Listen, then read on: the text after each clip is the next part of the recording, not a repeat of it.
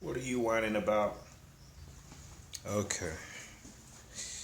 This is my altar. This is where I do my meditations and stuff and make things happen. And I will show you what everything represents. And I'm about to run out of a candle, so I will show you how to make a candle all in this video. Okay, guys? So stay tuned.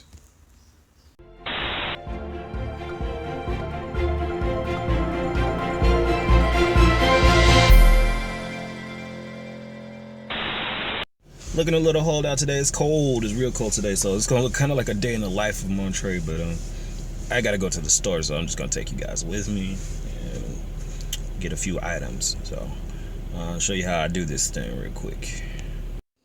Okay, so I have to go.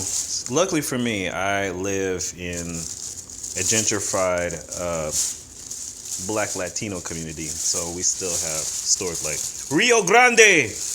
And I always say that the Mexican grocery store is the best place to find good praying candles. A good old praying candle. This one, I love this one. This is an Orisha candle. An Orisha candle, the 7 African powers. This is very African. It's got Yamaya, Abatala on there, Oshun, Shango. You got a little symbol of Jesus, because, you know, Latinos got to throw Jesus in there. Orula, Ogum, Elegua. Now, you got to pray to Elegua to get through all of these guys. Kind of like how Christians pray to Jesus to get to God. But Elegua sits at the gate. So, enough about that. I'll show you how to prepare these candles, because you just can't light them. You got to prepare them. So I'll show you guys how to do that in a second. What I'm going to need are just a few items. Actually, I should have bought some more stuff, but luckily I have a lot of stuff in my kitchen that I use. When you prepare a candle, like I said, you just don't want to burn a candle. We're not going to do the Orisha candle right now. This is just for, you know, the guardian elders, spirits, and whatever. And I also have a guardian angel candle that's for the, you know, everybody has a guardian angel. You also want to kind of give thanks to them and the African spirits. Now, if you want to do a Christian candle, if that's your religion, then fine, do a Christian candle. You know, they have plenty of those. I prefer to pray to the African spirits because, you know, we've been conditioned enough with Christianity. I might as well go back to the original. Now, what I'm going to do today is do an Ancestor candle. And those are pretty simple to do. And I think a lot of people do not give thanks and pray to their ancestors enough. You know, and I believe when our ancestors die, mother, father, grandparents, they don't stop communicating with us. They don't stop watching over us. And so I think it's always good to give your ancestors homage, to always ask for their guidance, because I do believe they have the best intentions for you. And even those that you may have not gotten along with, you know, after people pass over, you see things a little bit differently. I was taking off the receipt because I don't want to have extra writing on there or anything on my candle that I'm not familiar with, because that could mess up the intention of the candle. So, first of all, you want to cleanse the candle. Now, you can cleanse the candle in various different ways. I typically use Florida water, and you can get Florida water from, like I said, the Latino store. They typically have it. It looks like this. Okay, so this is Florida water. A little lady on it. If you can't find it at the grocery store, they use it for everything. It's used for cologne or whatever, but it's a good cleanser. So it's good for cleansing things. If you can't find it, you can make your own cleanser. I would use, if I was going to use my own cleanser, I would get like salt water, create a little mixture with maybe some apple cider vinegar or something. Probably won't smell as great, because Florida water, you can use it for everything, but it's a good cleanser, a good spiritual cleanser as well. Okay, so I make a Florida water mixture with the Florida water mixture with, you know, normal water. And I take it, I bought this little container thing from the dollar store. Spread the candle down just to cleanse it. Put good intentions on it, you know, like I cleanse this candle, I'll pray over it. Get a paper towel. You just, bless this candle. And because people have been touching the candles, they brought it to the store. You don't know who's been touching the candle. You don't want to put your intention out there on something and everybody's been touching it. Been going through the grocery store or whatever. Or you don't know who else has been praying over your candle. Cleanse it. Like I said, you can use salt water if you like. Create your own salt water if you can't find Florida water, but Florida water is good. Cleanse that candle off. Next you want to do is you want to bless your candle. You can find some olive oil. They have olive oil in the stores. So you want to just take a little bit of olive oil. And just like they do in church, you know what I mean? Just take a little olive oil, a little bit. I got a little too much. You know what I'm saying? I bless this candle, pray over it, for the purposes and serve the purposes that I want it to do. I bless this candle for my ancestors, and just put a little olive oil over it, inside of it. Just bless that good old candle. I got olive oil all over my hands. You might want to use something else, so you don't, make it too oily. Anyways, I want to let that sit for a second because I can't really write on it if it's too oily. But I just want to bless it and anoint it for the purposes that I want.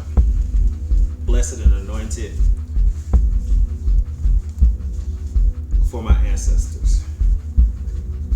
So that's what you do.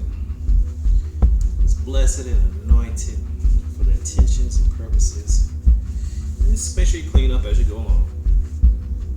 Right. So the candle should be cleansed and blessed. Take a little olive oil, do all that. Done with that part. Okay. Next, make sure it's nice and ready for the.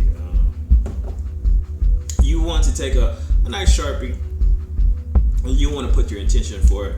This is my Ancestor candle.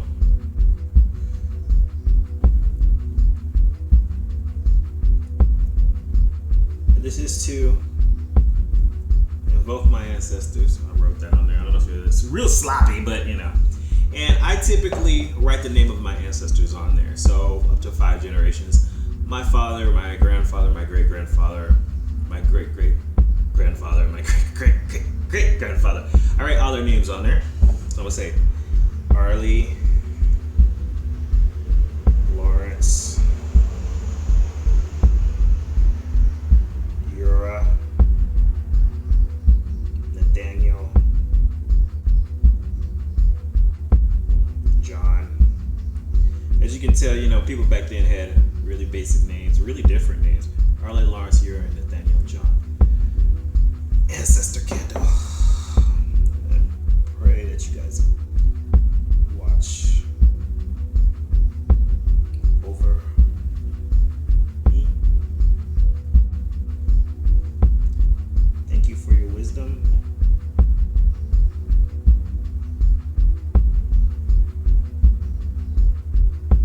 Now write all that on the candle. It doesn't matter if it's kind of sloppy, it doesn't matter. They understand. It's about you putting your intention out there, your subconscious mind. Thank you for your wisdom. Thank you for watching over me. Wisdom. And not always personify wisdom as my ancestors. And understanding. I write that on the candle too.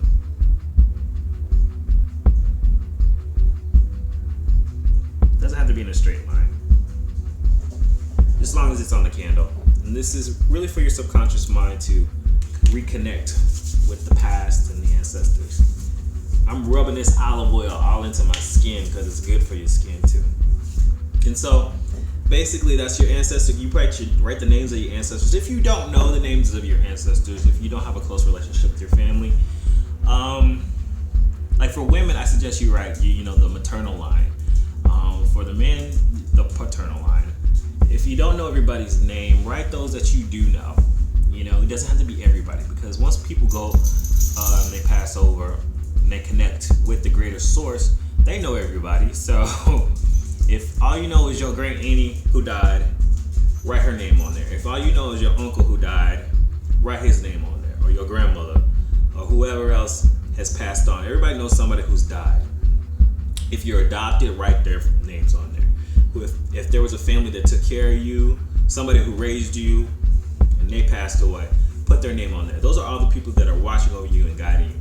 So now that we have that on the outside of the candle, what are we gonna put on the inside? Now, typically you wanna put something right there in the inside so that it'll burn. Nothing too harsh. I usually have something already prepared. This is where I put the little salts and stuff. You get a little cook. What you wanna do, you wanna go down to the smoke shop. You wanna buy you a little bit of coal. Those little coals that they use for the hookahs. Crush that into there. You don't wanna use a lot though. You want to also do a Google search on herbs and what herbs are particularly good for certain things.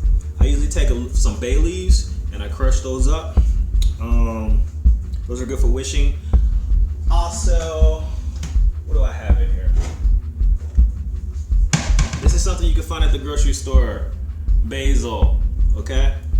So you just take a little bit of basil. Basil is good for intentions, for wishes, for positive energy, for pure energy, for protection, for money. I'm gonna add a little bit more of that in there. Bay leaves are good for protection and wishing. So you want to use typically those things, mix it in with that. The salt is good for purification, and the coal is just there for burning. So I just want to put a little bit into the candle. Otherwise, the candle will cease to burn. It'll be too much. So you just want to put a little bit around the wick. So that those herbs are in there. And it also helps the candle burn a little bit slower. I typically figure out that my candles will last a little bit longer. Whoops. I'm gonna drop it. Just put that right there in there. See that? So it's like coats the around there. You don't want to put too much, but you'll have a nice good flame. For Ancestor candles, you can put a drop of blood or DNA in there if you want to. It's not necessary. You don't need to. You don't have to if you really want to connect with your ancestors. You could put just a part of your DNA. You can take a hair, throw it in the top. You can take some of your spit, just spit in there. That's a part of your DNA. So that helps connect the candle with your family line and who you are. And so when you burn the candle, at least you know a part of yourself is in that candle. Okay, so you can do that. You use some of your sexual fluid if you have it.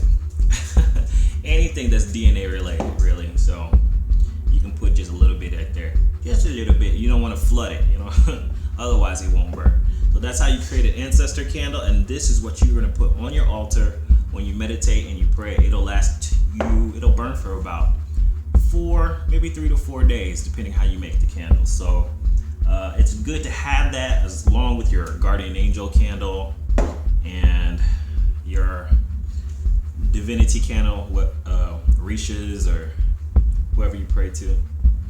If you want to put Buddha, pray to Buddha, or if you have a deity that you want to put on there, if you want to get a Jesus candle or Mary or whatever, you get that. If you don't believe in all that, you can put just whatever you want, really.